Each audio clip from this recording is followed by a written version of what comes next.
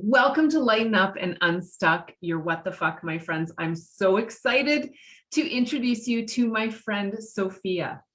Sophia is incredible. In a world where personal struggle is inevitable, I want to do this right.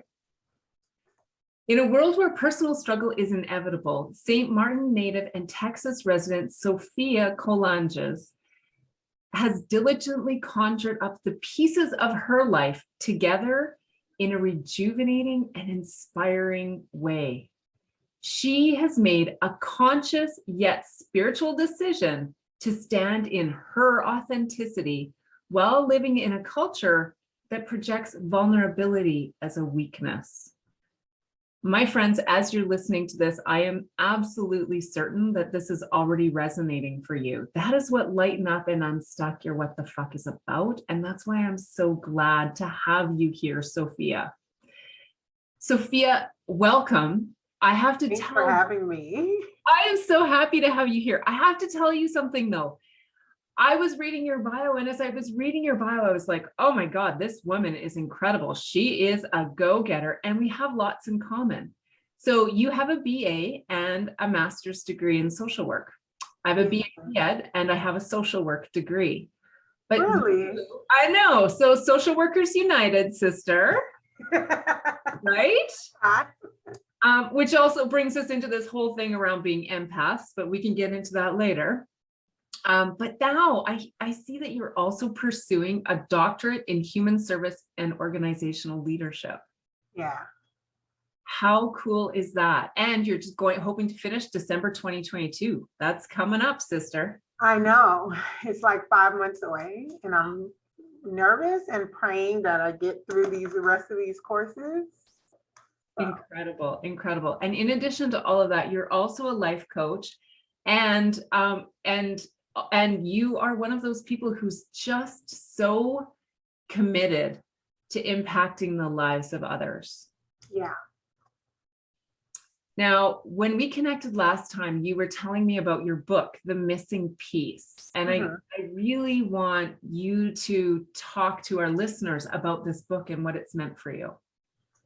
So the book is called The Missing Piece. And the reason the title is like that, because I went through a season of my life that I was missing something. You ever had like a moment in life, like you're looking like there has to be more.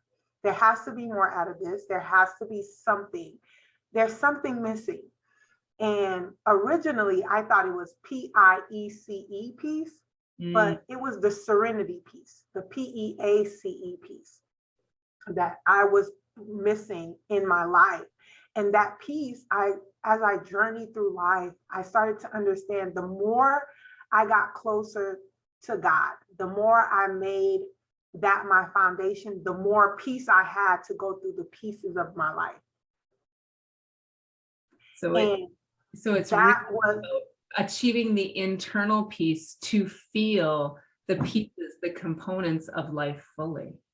Correct.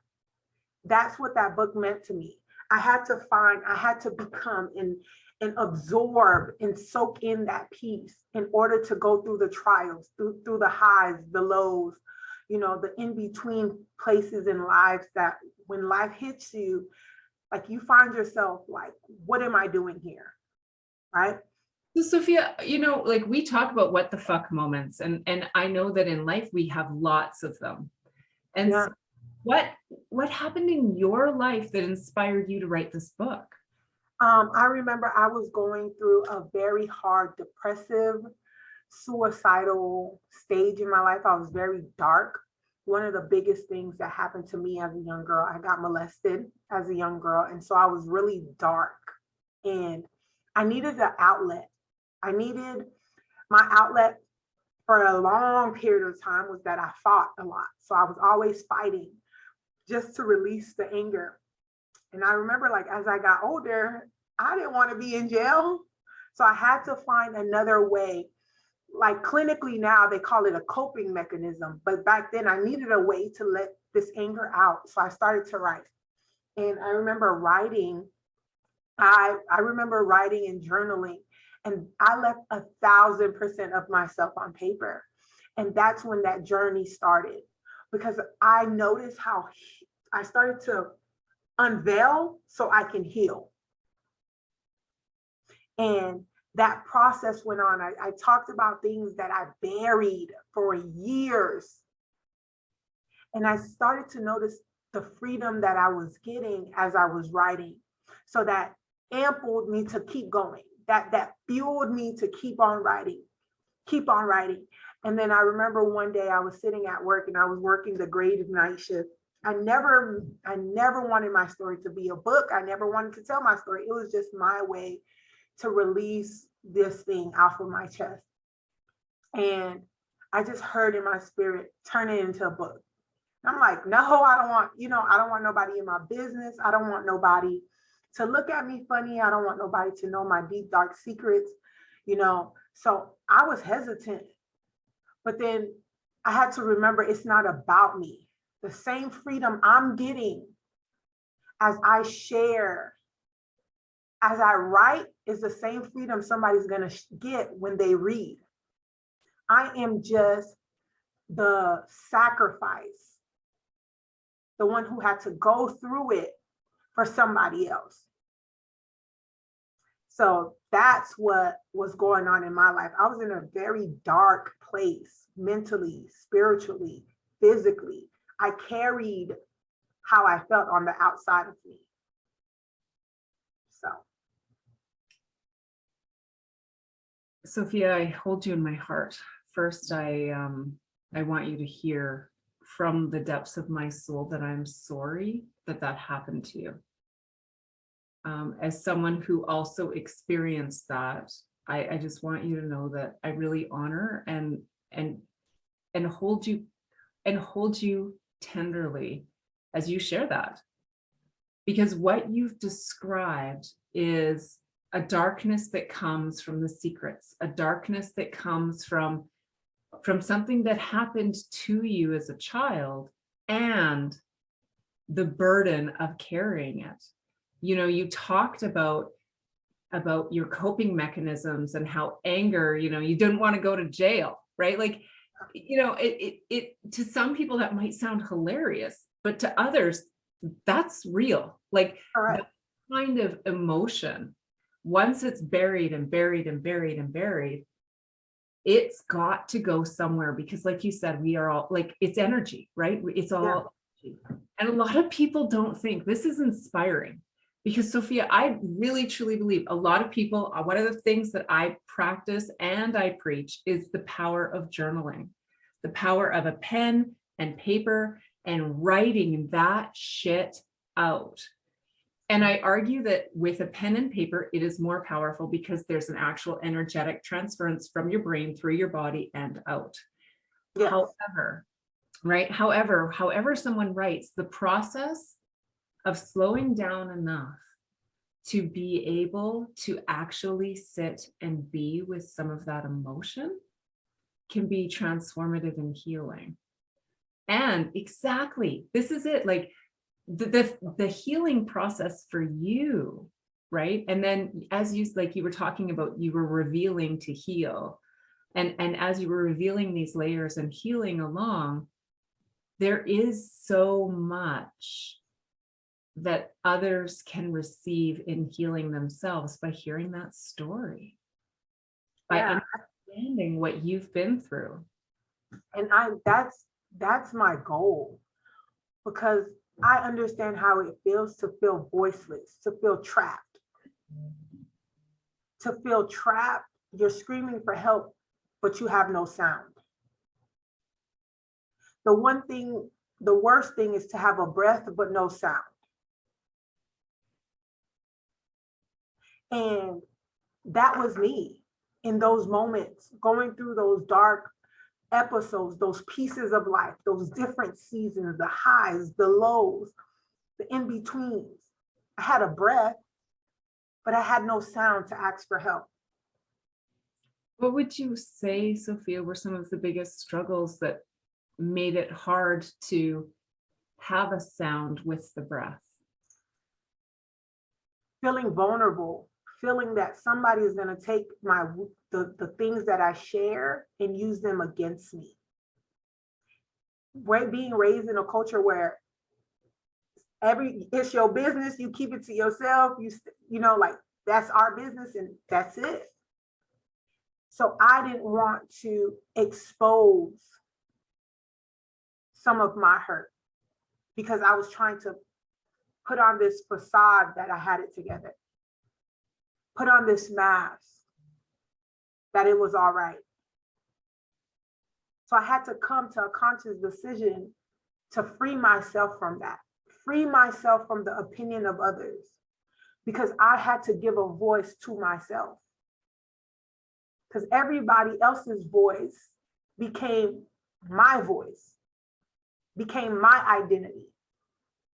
But that was not who I was. So I had to silence the voice of everybody else and start to tap into the sound of my own heart and my own beat and my own breath. As you started to do that, how did it impact the relationships around you? A lot of people said that I was doing too much. A lot of people, you start to see people's true colors and true, like, there's a scripture that says, like, only God knows the heart of man. And when you start to do the internal work on the inside of you, God starts to shine the light on different people. Some might be negative, some might be positive, but the negative ones hurt the most because they're the ones you would have thought were going to support you in this journey of making this conscious decision, like, hey, my healing matters, my peace matters. I no longer want to be stuck to this stuff. They were like, girl, you doing too much. Girl, why? Just leave that. Girl, you'll be all right. You'll be fine. You've been making it all these years. You'll be okay. No, I wasn't okay. And that's the lie that we grow up, even as adults. We grow up with this lie when somebody asks you, are you okay? Yes, I'm doing just fine. When you're not okay. So, and you know, Sophia, I have the true meaning of the word fine, right? The true meaning of the word fine is fucked on the inside, nice exterior. Basically, when we say we're fine, we are telling people, I don't really want to give you a piece of me and you don't really want to hear it anyway. So let's just pretend that everything is fine. Correct.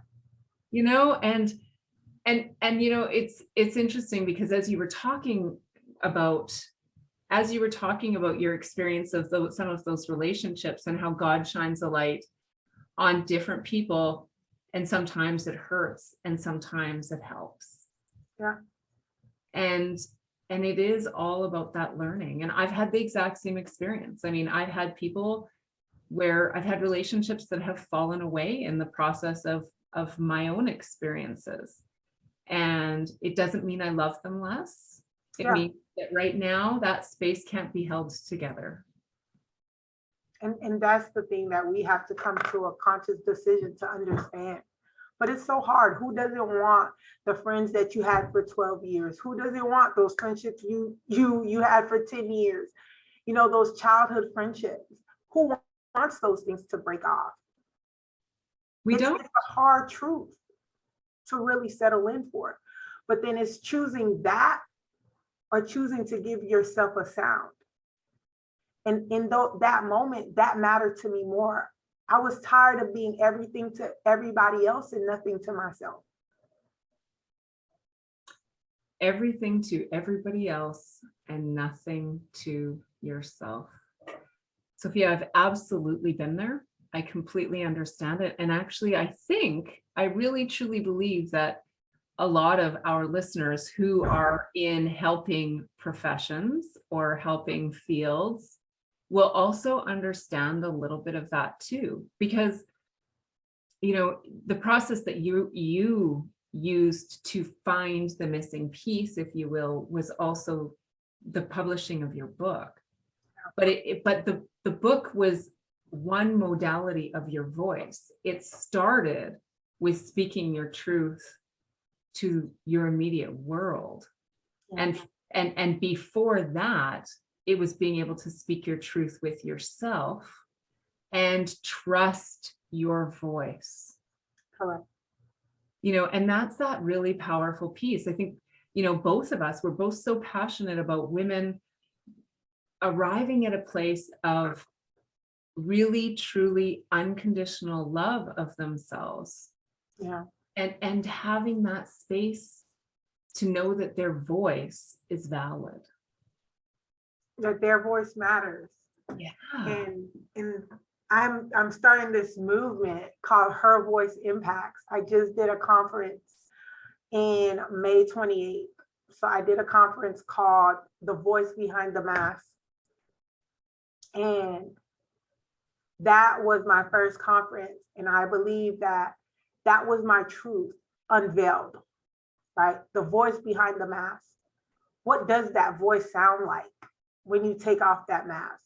When you take off the fears, when you take off the hurt, when you take off the I'm okay, when you take off the I'm fine, when you take off the I got it all together, but on the inside, you're screaming for help. When you take off that mask and stand in the authenticity of who you are called to be, what does that voice sound like? And my message to the women at that conference was like, without breath, there is no sound. So you have to understand the meaning of the breath. Because if there is no breath in your being, in your lungs, you can't have a sound. And that breath is, and the thing about that is that while breath happens naturally, when we are intentional about it is when we create sound. Correct. Right? So it's about having the intention in your life. It's about having that really centered approach to being in you to start with.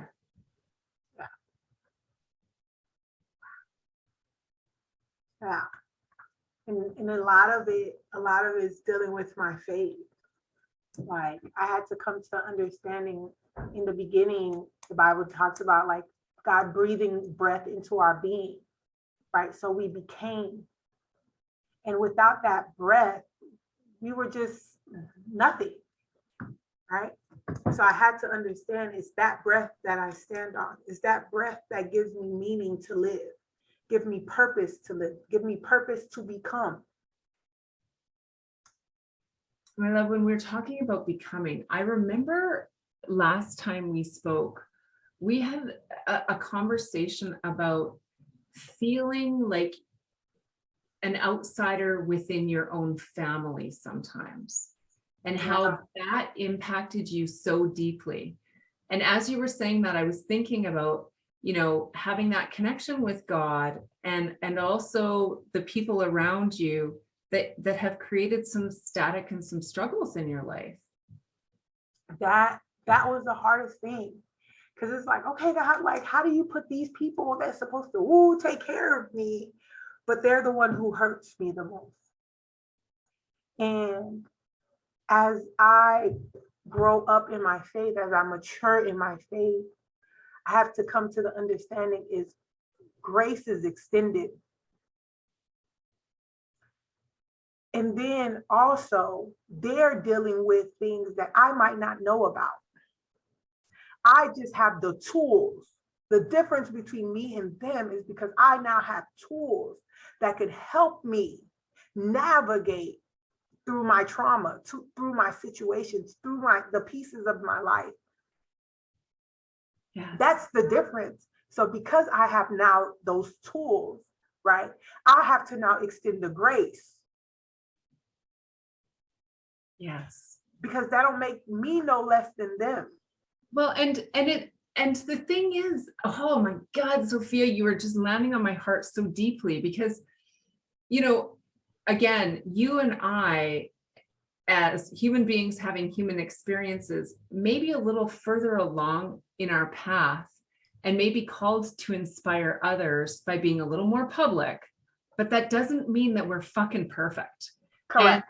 And, like seriously. And as you're describing that, I've had so many people who have heard my podcast about Trust as You Speak Your Truth. And that's where I talked about my experience of sharing my sexual abuse by my father with a loved one and it not landing well. And I've had people come to me and reach out to me and say like, how are you? Like, how this must make you so angry. And some people really want me to arrive at a space of anger. And, you know, like you said, you and I hear it in you, and I know that I say this for myself, is I don't have any interest, desire, connection to anger, hatred, disdain. I love my family. I know my truth, and I recognize that their experience of this maybe needs to be different for them right now because they're not as far along in their own journey. Correct. And that is grace. That's what it is. That is what it is. That's what it is. And grace looks different for everybody. Because not everybody comes to the same level of maturity. Right? So that's why we can't allow people to turn us into what they want us to be. That's why we have to be able to stand in the authenticity of who we are. Because in that we know, I'm not carrying anger. It takes too much stress. It takes too much weight to be angry all the time. You got to frown when you get in the room. You were happy before you got in the room. Now you frowning, you mad. You don't even know why you mad. It's hot. It's too much. Right? It's too much. It's true. It's true. Anger takes a lot of energy, and it's like, and people think, you know, I had a conversation with a friend the other day about happiness, and people are like, oh my God, are you happy all the time? The answer is yes and no. Correct. Like, I have moments, and I'm sure you do too, where I'm like, life is so good, and then I'll have a negative thought and I'll dip and then I'll correct and then I'll come back up. But it doesn't mean that we all live in freaking rainbows and unicorns and fart flowers. Yeah. It's the awareness of being able to visit that darkness briefly and see it for what it is and realize you're still healing it, and then come back to what serves your highest good. And that's the secret right there. Feelings are like waves. Yeah. So every time they come, you ride the wave, but you don't stay on a wave. A wave doesn't last periods of time. You always have to catch the other wave. So when feelings come, yeah, I have moments of sadness. Yeah, I have moments of anger. I just do not act on my anger. I just do not dwell and allow that sadness to handicap me. I don't allow that anger to help me make my decisions. That's the difference. And when you have that anger, if you're in a space where you need to be with it, do something with it and process it. Like, be the next Sophia and write your book. Correct. Like, seriously. And in the meantime, read her book. Read how she processed her anger and her energy and the challenges and turmoils in her life to arrive at a place of authenticity. Seriously. It's been the journey, and it's still a journey. Arriving, I think, is always made like you have to get there. No, we're still journeying. It's a process. You never until that last fucking breath. Right? That's it. Until that last breath. It comes back to the breath, friend. It's always back to that breath. Always back to that breath. Oh my God. You know what? People are going to want to know how to get in touch with you. I will make sure everything is in the show notes. But if somebody wants to jump on their phone right now and find you or their book, what is the best thing to do? Okay, the best thing to do to find the book, go on Amazon.com, and the book is called The Missing Piece. It's PEACE, Peace. And you can find me on Facebook and Instagram with my name, Sophia Colanges, which is Coulanges. I'm on both of those social media platforms. Send me a message, DM me, I write back, I respond. I am not that person. So yeah, definitely. And you could check out my website, sophiacolanges.com. Oh, Sophia, you're so good. You're so awesome. Oh, you know what, my friends? I am so glad we had an opportunity to chat with Sophia. And I know that you are going to be fast friends with her, just like I am. I hope you've enjoyed this podcast episode with Sophia. Go check her out. And from the bottom of my heart, stay awesome. I love you. Mwah.